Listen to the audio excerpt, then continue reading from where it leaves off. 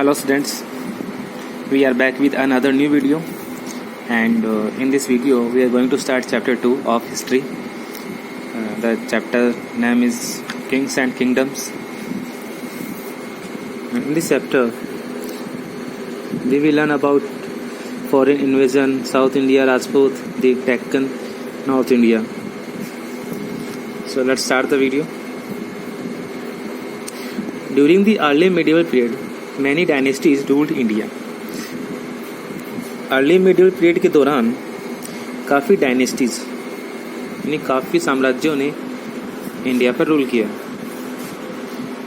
There were frequent wars among the kingdoms of both North India and the South India. This led to the frequent rise and fall of the kingdoms. तो इस दौरान काफ़ी south India और north India में जो kingdoms थे उनमें बार बार Wars हुए, फ्रीक्वेंट वॉर्स हुए, और इसकी वजह से इन सभी किंगडम्स का राइज एंड फॉल होता गया. Let us study about these regional kingdoms by dividing them into three regions: North India, the Deccan and the South India. इन सभी रीजनल किंगडम्स को हम स्टडी करेंगे और इनको हमने 3 रीजन्स में डिवाइड किया है: north India, the Deccan and south India. North India. Several kings in the ancient period used to unite the whole of India under one empire. कुछ किंग्स थे एंशिएंट पीरियड्स के, कुछ किंग्स थे तो इंडिया को यूनाइट करना चाहते थे एक ही एम्पायर में. इंडिया को संगठित करना चाहते थे, इंडिया को एक पूरा साम्राज्य बनाना चाहते थे, एक ही साम्राज्य. But the attempt did not bear any results. Harshvardhan was the last king of the ancient period who had a large empire in North India. His capital was Kannauj. After his demise, India was plunged into disasters and disunity. Various kings tried to establish an empire, but in vain. काफ़ी attempts हुए पूरे India को एक ही empire में unite करने का, लेकिन इसका कोई भी रिजल्ट नहीं निकला. हर्षवर्धन लास्ट राजा थे जो कि इस पीरियड में थे और उन्होंने काफ़ी एफर्ट्स किए थे इंडिया को एक एम्पायर बनाने में, और उनकी कैपिटल कन्नौज थी. और उनकी डिमाइज के बाद में यानी उनके मृत्यु के बाद में इंडिया में डिसयूनिटी हो गई, काफ़ी डिसऑर्डर हो गए, और अलग अलग किंग्स ने, अलग अलग राजाओं ने एक एम्पायर इस्टेब्लिश करने की कोशिश की, लेकिन सब बेकार गया, एक एम्पायर नहीं बन पाया.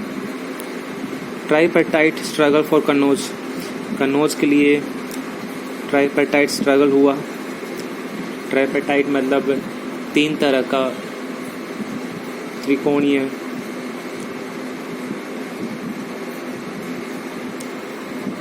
तीन तरह से. Kings in the north always views Kannauj as a prized position. North के किंग्स कन्नौज को हमेशा एक जीते हुए अधिकार के रूप में मानते थे, प्राइज्ड पोजीशन मानते थे. Due to its prime location all of them wanted to control it, क्योंकि इसका लोकेशन ही ऐसा था कि हर कोई इस पे कंट्रोल करना चाहता था. Kannauj was located on the fertile northern plains and the towns located here were rich and enjoy all facilities. ऐसी जगह पर लोकेटेड था कन्नौज जो काफ़ी फर्टाइल था, और जो टाउन्स थे यहाँ पे वो काफ़ी रिच थे और उनमें सारी फैसिलिटीज़ थी. Since Kannauj was situated at the heart of the Ganga plains, whoever control Kannauj could control the whole the region. तो ऐसा माना जाता था उस समय कि जिसने कन्नौज को कंट्रोल कर लिया उसने इस पूरे इलाके को कंट्रोल कर लिया. गंगा का जो मैदानी भाग है, मैदानी इलाका है, उसको वहाँ कन्नौज था, कन्नौज को जिसने कंट्रोल कर लिया, मतलब उस गंगा वाले सारे मैदानी इलाके को उसने कंट्रोल कर लिया। From the 9th to the 13th century, 3 powers, the Palas, the Gurjara Pratihars and the Rashtrakutas, completed with each other to gain control over Kannauj। तो 3 तरह के पावर्स थे 9th सेंचुरी से लेके 13th सेंचुरी के बीच में, Palas, the Gurjara Pratihara and the Rashtrakuta. ये तीनों ही कन्नौज पर कंट्रोल करने के लिए एक दूसरे से युद्ध करते रहते थे। How ever this tripartite struggle weekend all the 3 dynasties, और इसी ट्राइपार्टाइट स्ट्रगल की वजह से इन तीनों ही डायनेस्टीज का खात्मा हो गया, ये कमज़ोर हो गई। The palace, the Pala dynasty was founded by Gopala in the 8th century. Gopala was the founder of Pala dynasty. He was an elected king, as the king before him did not have any child. His empire included the whole of Bengal and much of Bihar. तो उनके वो एक elected king थे, चुने हुए राजा थे, और इनके कंट्रोल में, इनके एम्पायर में पूरा बंगाल और बिहार आते थे। This dynasty rule for about 400 years, giving a stable government to Bengal. The Pala kings were eager to annex Kannauj to their kingdom. और जो पाला राजा थे ये भी कन्नौज को एनेक्स करना चाहते थे, यानी ये भी कन्नौज को हथियाना चाहते थे, इस पर अपना अधिकार करना चाहते थे।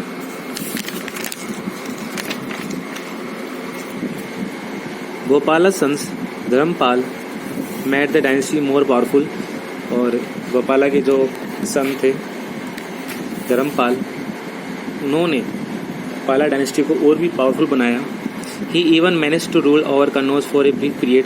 ही was a wise and able ruler who maintained a strong army and also maintained friendly relation with the neighboring kingdoms। जो धर्मपाल थे काफ़ी वाइज एंड एबल, काफ़ी बुद्धिमान और योग्य राजा थे, और इन्होंने अपने जो नेबरिंग किंगडम्स थे उनके साथ में अच्छे फ्रेंडली रिलेशन मेंटेन किए, और इनकी आर्मी काफ़ी स्ट्रॉन्ग थी।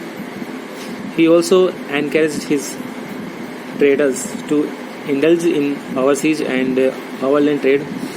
His son Devpala carried on the legacy of good administration. The Pala kings patronized art and literature. तो पाला राजाओं ने आर्ट एंड लिटरेचर को काफ़ी पैटर्नोस दिया, काफ़ी संरक्षण दिया। They revived Nalanda University and encouraged Buddhist learning. King Dharampala also established a new university by the name of Vikramshila University in Magda. However, in the mid-12th century, the Palas were replaced by the Sena dynasty. और 12th century के mid में, 12th century के बीच में जो पाला राजा थे उनकी जगह पे सेना डायनेस्टी आ गई।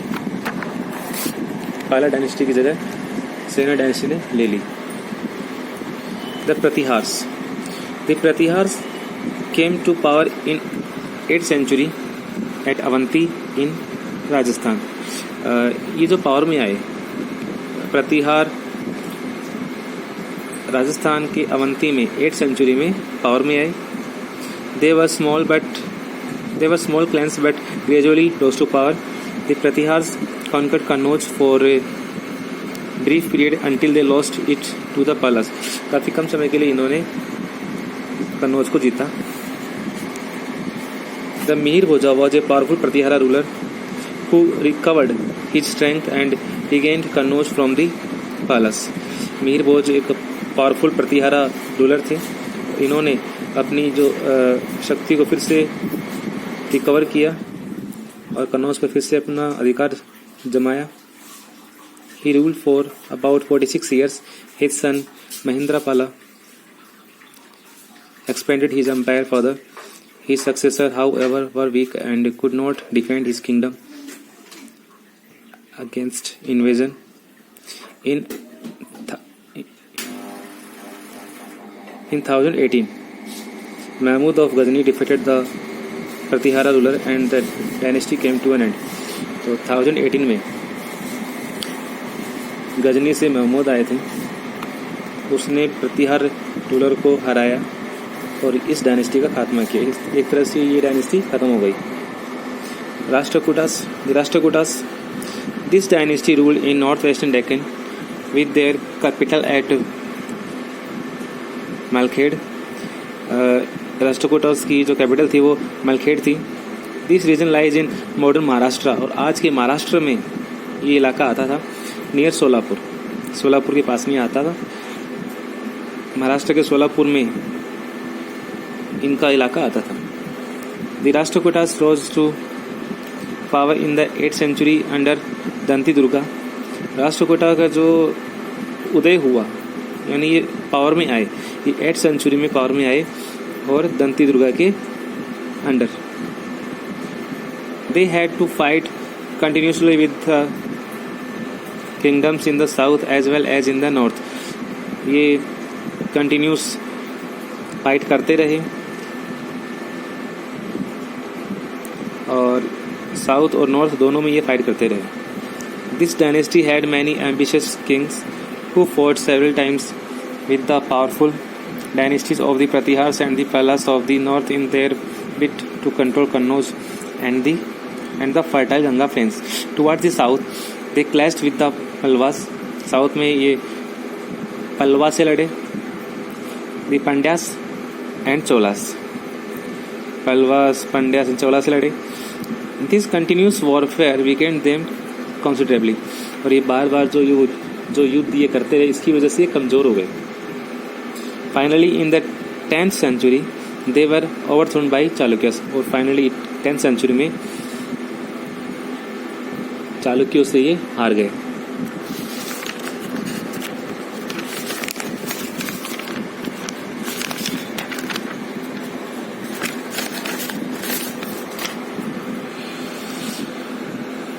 Decline of Palas, Pratiharas and Rashtrakuta.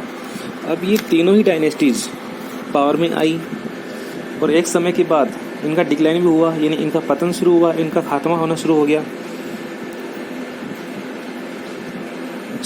कैसे इनका खात्मा हुआ? The 3 dynasties, the Palas, the Pratiharas and the Rashtrakutas weakened themselves badly by their constant campaigns and battles with each other. ये फ्रिक्वेंट, बार बार एक दूसरे से लड़ते रहे, युद्ध करते रहे. इसकी वजह से क्या हुआ? ये वीक हो गए, ये कमज़ोर पड़ गए.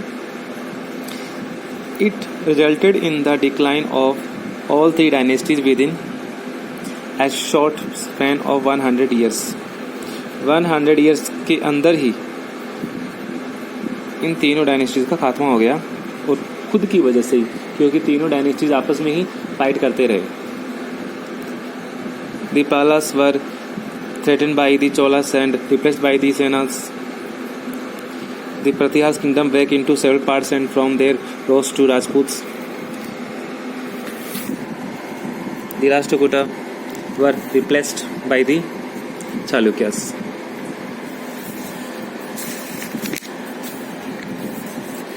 Now Rajputs had been considered as the son of the ruler. Raj kings and Puts son. So Rajput ये जो वर्ड है, इसका मतलब होता है राजा का बेटा. सन्स ऑफ रूलर्स, राजाओं के बेटे. Raj means king and put means son, राजा का बेटा. They were known to be 2 descents, the sun and the moon gods, the Suryavanshi and the Chandravanshi respectively. तो अपने आप को ये सूर्यवंशी और चंद्रवंशी मानते थे. In the northern part of India, Rajput played a very important role between the 9th and 12th century AD. They established many independent states There was no central controlling authority which could bring them together into a single unit or empire. Rajasthan में राजपूत ने अपना independent state establish किए, और लेकिन इनका कोई central जो इनको कंट्रोल कर सके ऐसी कोई लीडरशिप नहीं थी. Some of the prominent Rajput kingdoms were Chauhans of Ajmer and Delhi, Paramas of Malwa region, Yedawalas of और Rathore of Kannauj and Sisodias of Mewar. ये सब राजपूत से. The Chauhans of Ajmer and Delhi. The Chauhans earlier known as the Chahamanas, Chauhan जिनको पहले चाहमानास के नाम से जाना जाता था, were the feudatories of Pratihara. Later they establish the kingdom first in Ajmer. बाद में इन्होंने अपना जो पहला किंगडम था, अपना जो establish the kingdom first in Ajmer, और 11वीं सेंचुरी में इन्होंने अजमेर में अपना किंगडम स्टेब्लिश किया. And later they acquired control over Delhi from the Tomars and shifted the capital to Delhi. बाद में इन्होंने अपने दिल्ली पर भी कंट्रोल किया और अपनी कैपिटल दिल्ली में शिफ्ट कर दी, अजमेर से Delhi. Prithviraj Chauhan was the most famous ruler of this dynasty. Everyone knows, हम सब जानते हैं पृथ्वीराज चौहान के बारे में. तो अजमेर के जो पृथ्वीराज चौहान थे वो चौहान डायनेस्टी के सबसे फेमस रूलर थे. We come to know about him from the epic poem Prithviraj Raso written by the court poet Chandbar Dai. He fought 2 battles of Tarain, now in Haryana, अभी हरियाणा में है Tarain, with मोहम्मद गौरी. मोहम्मद गौरी के साथ में पृथ्वीराज चौहान ने 2 बार युद्ध लड़ा. The first battle of Tarain took place in 1191. Prithviraj united some Rajput states to face Mohammad Ghori. तो इस जो पहला युद्ध हुआ टेरेन का, ये 1191 में हुआ, और इस युद्ध में पृथ्वीराज चौहान ने काफ़ी राजपूत राजाओं को, राजपूत स्टेट्स को एक किया, यूनाइट किया. Unfortunately Jaichand the ruler of Kannauj did not join this confederation. लेकिन जो कन्नौज के राजा थे जयचंद, उन्होंने इस युद्ध में भाग लेना स्वीकार नहीं किया.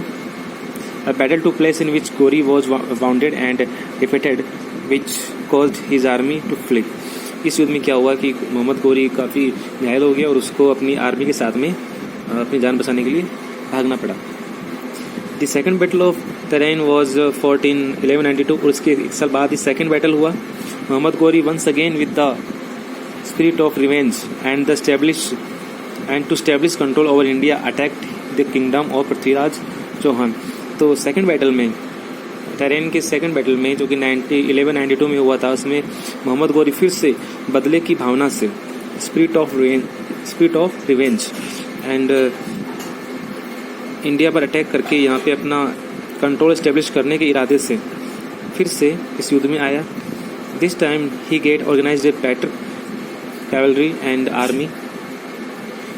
इस युद्ध में उसने अच्छी आर्मी और कैवलरी का यूज़ किया. Prithviraj again formed a confederation, but this time Jayachand, instead of joining in battle from the side of Rajputs,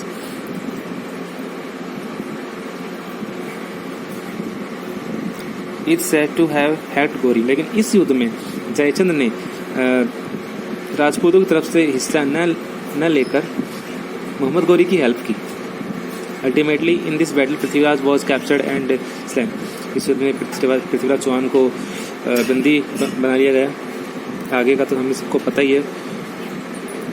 although another Turkish ruler Mohammad of Ghazni had also attacked in Gujarat region in search of wealth.